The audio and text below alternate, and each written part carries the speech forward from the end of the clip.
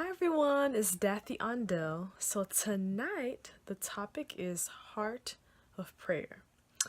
So I found myself, sometimes when I'm praying, I find that it's like I get distracted. It's like I'll be praying about something, and the next thing you know, my mind just wanders, and I'm thinking about things I got to get done. I'm thinking about all these other things, and then when I realize that I'm over here trying to pray, then I'm like, wait, what was I praying about again? And that is terrible. And I know I'm not the only person that happens to.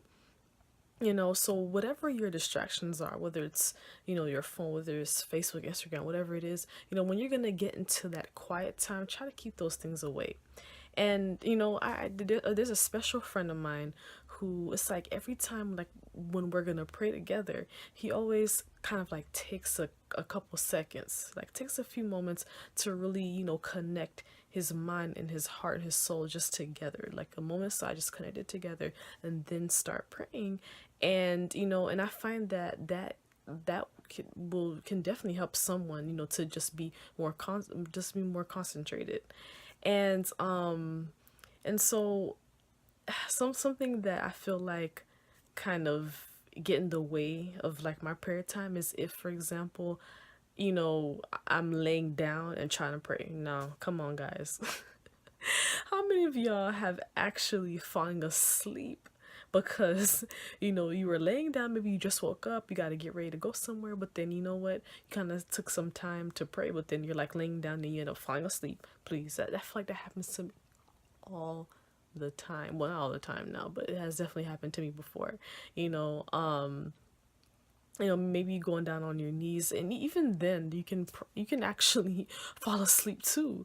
But try not to like maybe lay your head down while you're even when you're on your knees, cause man, when I tell you, when sleep gets you, when sleep gets you, that's it. And one other tip I can say about like really trying to get into prayer, get into that time with God, is what, start journaling. I feel like that helps a lot because when you have the paper and pen in front of you, you're just writing. That really helps you to just get your mind focused and to really think about what you want to say to God. So just actually sit there, find a quiet place, just you and God. Open up a journal and just start writing. It's like instead of saying your prayer, you're writing it on the notebook, and that really helps. Because I don't think you're gonna write, right, you're talking to God, you're writing, you're talking to God, and then all of a sudden you start thinking about something else and you write about what you're thinking. No, I think that journaling is a really great way to stay focused.